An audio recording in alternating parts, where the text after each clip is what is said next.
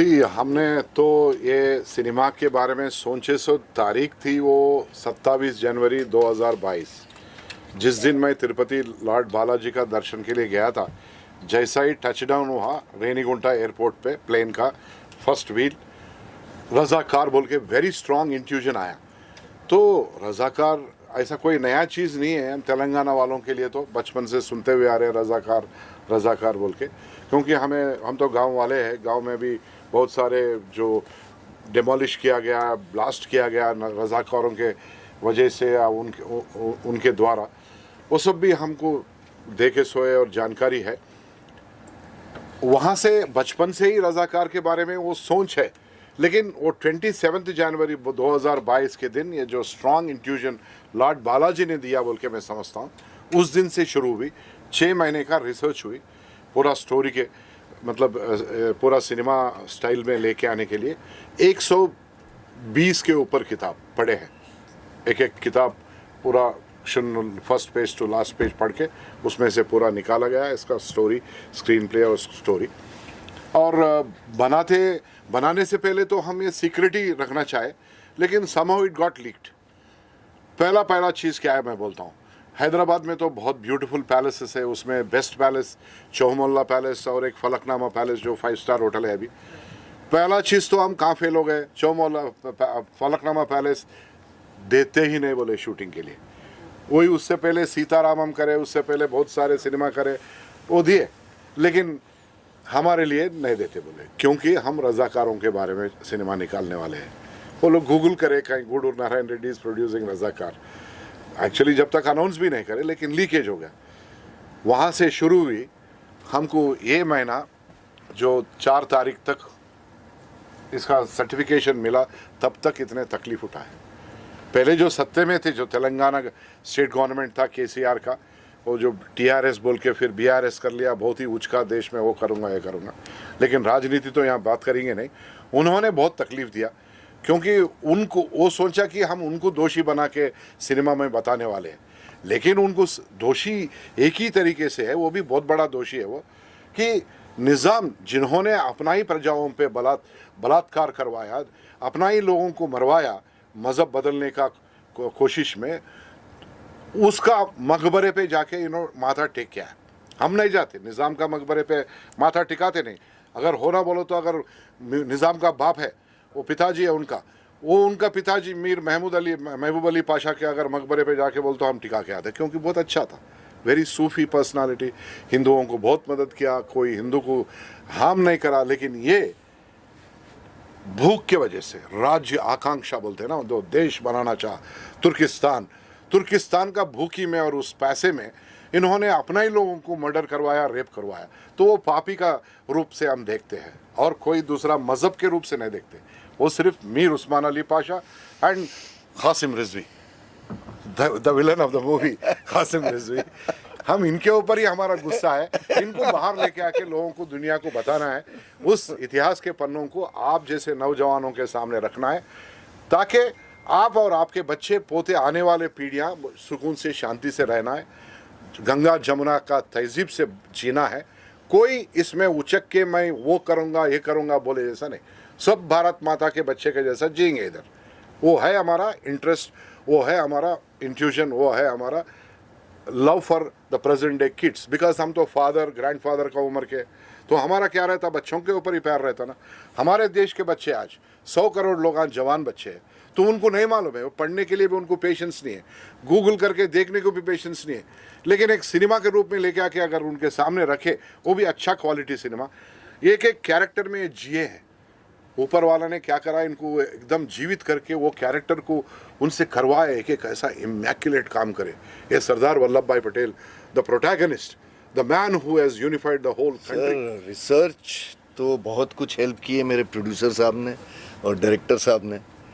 हाँ, आइडल मेरे थे वो शुरू से आज तक हैं। अलग अलग आइडल्स होते हैं सबके, किसी का गांधी जी हैं, किसी के नेताजी थे, पर मेरे आइडल वो थे। और अगर वो रोल मुझे प्ले करने का मौका मिला तो इससे बड़े सौभाग्य की बात ही नहीं है मेरे लिए। और इन्होंने मुझे चुना वो रोल प्ले करने के लिए, जबकि ज़्यादातर मैंने नेगेटिव रोल्स किए हैं। तो मेरे लिए तो ये एक बहुत बड़ा चैलेंज था। अब मैंने क्या परफॉर्म किया कैसे, वो तो आप देख के बताएंगे कि मैंने क्या किया है, तो ज़रूर देखिएगा। Thank you so much. मैं पहली बात तो ये मुझे लगता है कि गुड्डू सर जो है एक तो राजनेता है और वो वहाँ से हैं, तो उनका एक भावनात्मक उद्रेक है, वो जो एक है अब विस्फोट है वो। मैं अभिनेता हूँ, तो अभिनेता एक कलाकार जब होता है उसके पास किरदार आता है, तो किरदार ही उसको एक सशक्त कलाकार के रूप में उसको निभाने के बाद वो बनता है। तो मेरे लिए चैलेंजेस तो ये थे कि आप इतिहास का किरदार करो और जिसके बारे में उतनी मालूमात नहीं थी। निज़ाम हम कहते हैं, लेकिन ऐसा ध्यान में नहीं आ रहा था कैसे दिखते हैं, कैसे बोलते हैं, कैसे चलते हैं।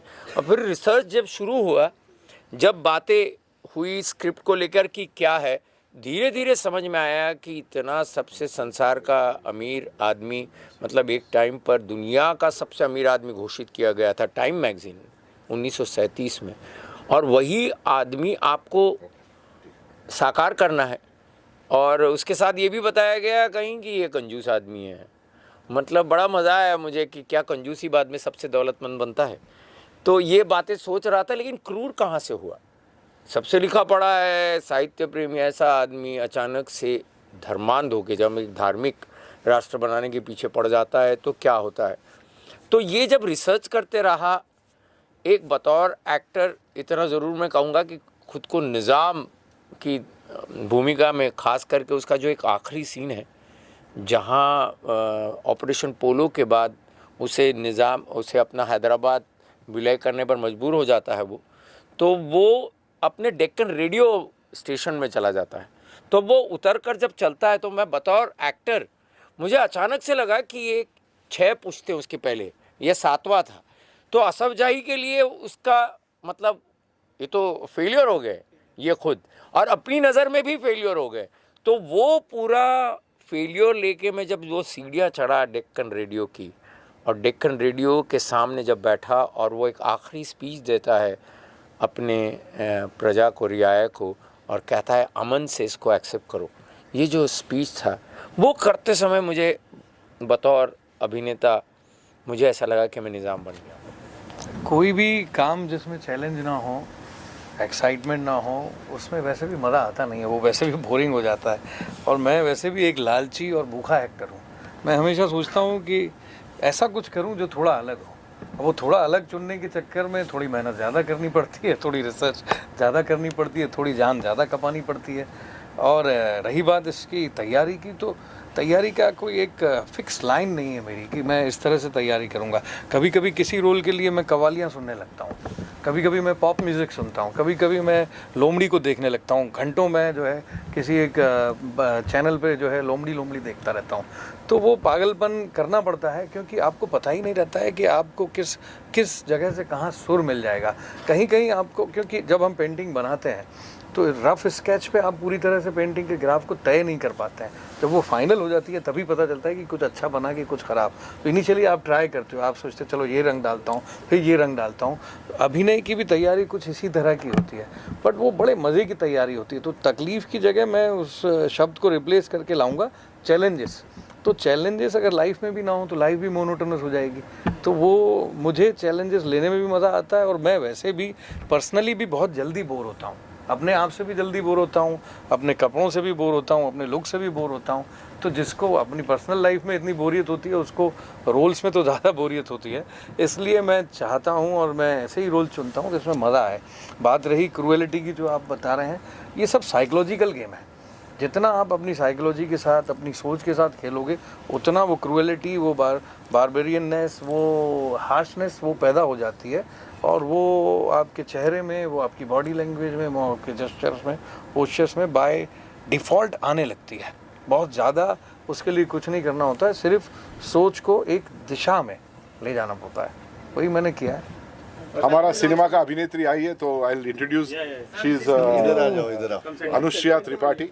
ये सिनेमा में डेब्यू की है so much. तो उनका Thank you flight so late much. होने की वजह Namaste. से कुछ ये हुआ। Hello. और कुछ प्रश्न है मेरे लिए? So I wanted to know from you, how was your experience working on It this was film? and it was a tell us wonderful about your experience because ये मेरा डेब्यू है एंड एक फर्स्ट टाइम एक्टर के लिए it's such a blessed opportunity कि इतने बड़े actors के साथ काम करना, इनके साथ मकरन जी के साथ स्क्रीन शेयर करना और ये मेरे लिए I am really thankful to my producer Guddu Narayan Reddy ji and my director Yata Satyanarayana ji for giving me this opportunity. It was a wonderful experience. Thank you. के लिए कोशिश भी नहीं किया. बॉलीवुड में तो आई कैनॉट इवन अफोर्ड. मैं टॉलीवुड में किया.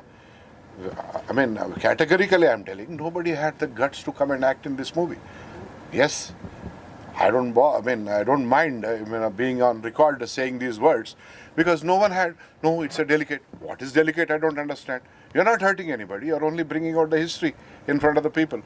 So anyway, I thought whatever may happen, but they are God sent messengers in this movie. Each person, Makaran Deshpande, he will act like original Nizam. वो तो निज़ाम जरा झुका हुआ रहता है, ये लंबा है, 5'10" है, वो 5'3" है, 7 इंचेस को उन्होंने कंट्रोल किया उन्होंने उनके झुकावट में. तो ये है इतना डेंजरस आदमी, सच ए ड्रेडफुल पर्सनालिटी. जो अपन शोले के बारे में सुनते हैं, बच्चे सो जाओ नहीं तो गब्बर आ जाएगा, बच्चे सो जाओ कासिम रिजवी आ जाएगा. मैं एक बात बताऊं आपको, मेरे को ना अक्सर ये बोलते थे कि राज, कासिम रिजवी का अगर डीएनए चेक करवाया या तेरा डीएनए चेक करवाया ना तो मैच हो जाएगा. तो ये बहुत बड़ा कॉम्प्लीमेंट है अपने आप में. और कई बार बोलते थे पुनर्जन्म हो गया है कासिम रिजवी का. 2-3 बार आपने ऐसा बोला. The day he came for look test, he came and sat in front of me. मैं मेरा फोन से फोटो लिया और मैं तुरंत किसी को भिजाया, कैसा लग रहा है, अरे क्या है, कौन कासिम रिजवी पैदा हो क्या है क्या, ऐसा था. एंड सरदार वल्लभ भाई पटेल, ये हम तो सरदार वल्लभ भाई पटेल, मैं उसी कॉलेज में पढ़ा, तो कैसा he is a hero actually. Hero को क्या करे, उस जमाने में भी मार्केटिंग कर लेके महात्मा गांधी और जवाहरलाल नेहरू बना दिए. सरदार Vallabh Bhai Patel actually should be number 2 और गांधी के बाद में सरदार वल्लभ भाई पटेल रहना चाहिए. अपोजिशन कौन? अपोजिशन कांग्रेस. कांग्रेस पार्टी तो इस इतिहास को उस पन्नों के ऊपर खून लगा के ऐसा पाँव से कुचल दिया. कांग्रेस क्या बोलती है? कांग्रेस की वजह से इस देश इतना खराब हुआ है. मैं कोई और दूसरा इससे ज़्यादा वो लोग आ सकते क्या फिर सत्य में? कभी नहीं आ सकते. अंडरलाइन कर लो, देश में कभी नहीं आ सकते.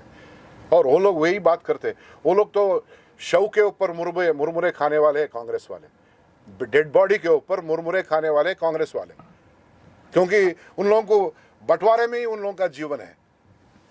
Divide and rule, appease some community and take votes.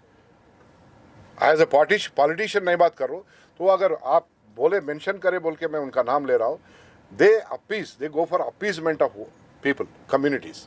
Here if you talk about I am a BJP guy, I don't appease anybody. I say मैं धर्म के लिए खड़ता हूँ, सनातन धर्म का रक्षा मेरा जिम्मेदारी है. मैं भारत माता का बच्चा, country first, party next, person last. हमारा वो है. आपका क्या है?